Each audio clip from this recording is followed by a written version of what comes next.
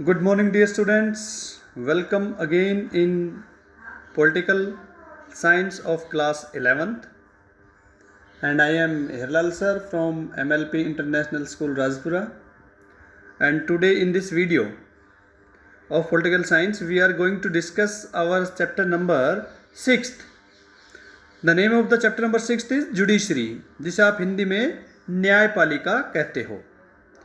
तो देखिए बेटा, इससे पहले हमने जो चैप्टर किया था वो किया था लेजिस्लेटिव, जिसको हम कहते हैं विधायिका।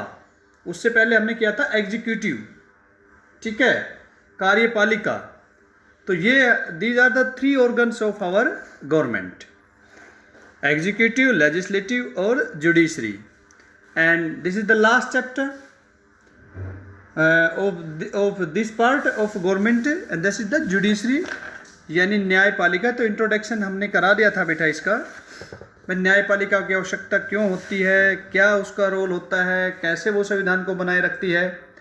और हमने आपको बताया था लास्ट वीडियो के अंदर कि अब हम आगे बात करेंगे कि why do we need an independent judiciary. ये देखिए भाई, हमें एक स्वतंत्र न्यायपालिका क्यों चाहिए। तो सबसे पहले यहाँ पर आप देखोगे, इन एनी सोसाइटी, भाई किसी भी सोसाइटी के अंदर कोई एक मामला जब डिस्प्यूट हो जाता है, आपस में विवाद हो जाता है, तो उसे हम न्यायपालिका के माध्यम से ही सोल्व करते हैं। और दूसरा आप देखते हो कि अगर राजनीतिक पार्टी के अंदर भी कोई विवाद हो जाता है या राज्य के अंदर भी कोई विवाद हो जाता है, तो हमारी न्यायपालिका ही उसे निपटाती है। और पूरे देश के अंदर यानी कानून के शासन का भाव, चाहे वो गरीब हो चाहे अमीर हो, चाहे स्त्री हो चाहे पुरुष हो, उनके बीच सभी झगड़ों को हमारी जुडिशरी जो है वो हम ये कहेंगे कि आसानी से निपटा देती है। और ये भी मैं कहना चाहूँगा कि कानून के शासन की रक्षा और कानून की सर्वोच्चतम को सुनिश्चित करे, और न्यायपालिका व्यक्तियों के अधिकारों की रक्षा करती है और विवादों को कानून के अनुसार हल करती है, और यह भी सुनिश्चित करती है कि लोकतंत्र की जगह किसी एक व्यक्ति या समूह की तानाशाही न ले। इसके लिए जरूरी है कि न्यायपालिका किसी भी राजनीतिक दबाव से मुक्त हो। इधर आप देख लीजिए ये, और इस आप न्यायपालिका को देखते ही कोर्ट आपके सामने आ जाता है, ये काला कोर्ट और वकील वगैरह जो है आपके सामने आ जाते हैं।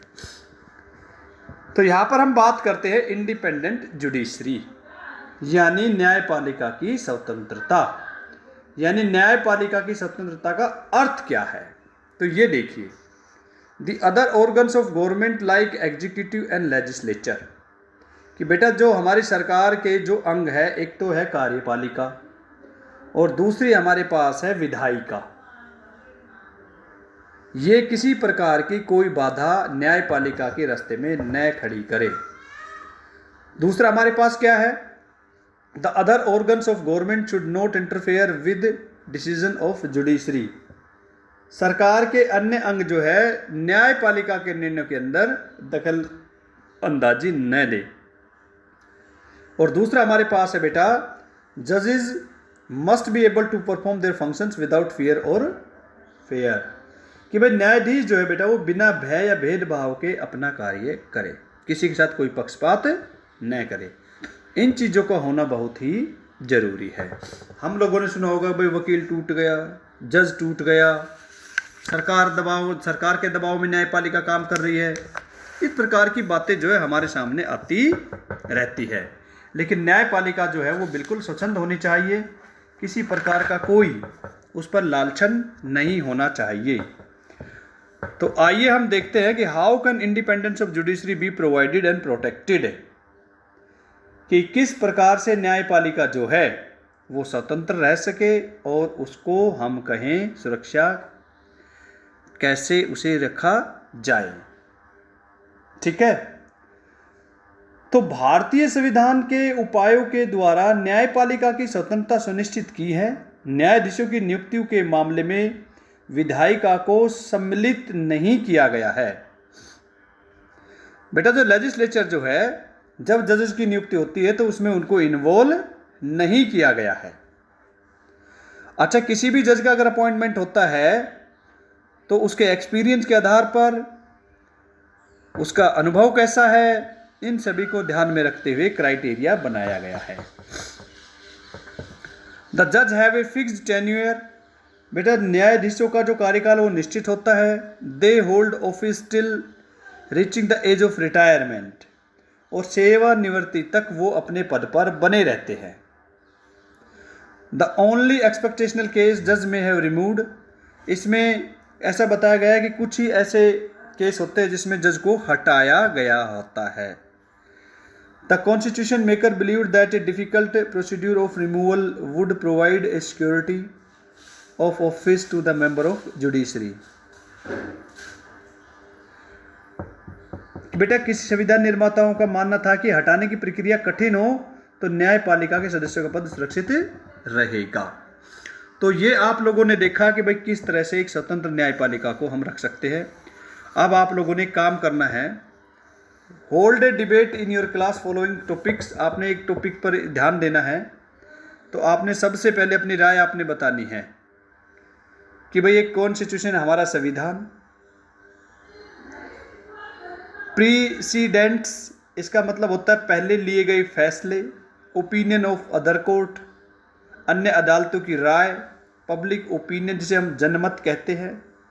दूसरा हमारे पास है मीडिया, जिसे हम मीडिया का नाम आप कहते हैं, हमारी प्रेस वगैरह जो होती है वो इसके अंदर आती है।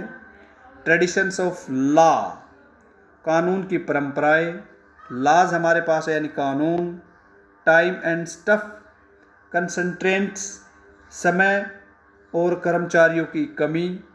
फियर ऑफ पब्लिक क्रिटिसिज्म, सार्वजनिक आलोचना का भय। और लास्ट में हमारे पास है fear of action by executive, कार्यपालिका द्वारा कार्यवाही का भय। ये तो हो गया हमारा मेन टॉपिक। अब हम जो बात करने जा रहे हैं वो करने जा रहे हैं अपॉइंटमेंट ऑफ द जज, यानी न्यायाधीशों की नियुक्ति। तो बेटा न्यायाधीशों की नियुक्ति कैसे की जाएगी, इसमें बताया गया है कि लेजिस्लेचर को बाहर रखा गया है। तो पहली लाइन में पढ़ता हूं आप लोगों के लिए। द अपॉइंटमेंट ऑफ द जजेस has never been free from political controversy. बेटा न्यायाधीशों की नियुक्ति जो है कभी भी राजनीतिक रूप से निर्वादित नहीं रही है, उसके ऊपर कटाक्ष होते रहे हैं। It is a part of a political process, यानी एक राजनीतिक प्रक्रिया का हिस्सा है। It makes difference who serve in supreme courts and high courts. इसमें बताया गया है कि यह बात अपने आप में बड़ी महत्वपूर्ण हो जाती है कि उच्च न्यायालय और सर्वोच्च न्यायालय के न्यायाधीश कौन हैं। इससे संविधान की व्याख्या पर फर्क पड़ता है और न्यायाधीश का राजनीतिक दर्शन क्या है। तो इसमें हम आपको थोड़ा सा यहाँ लेके चलते हैं। इसको बेटा हम बाद में करेंगे क्योंकि वीडियो लेंथी हो जाएगी। मैं इस वीडियो को यहीं मैं ब्लॉक करता हूँ और आगे हम नेक्स्ट वीडियो में फिर मिलते हैं। तब तक के लिए थैंक यू।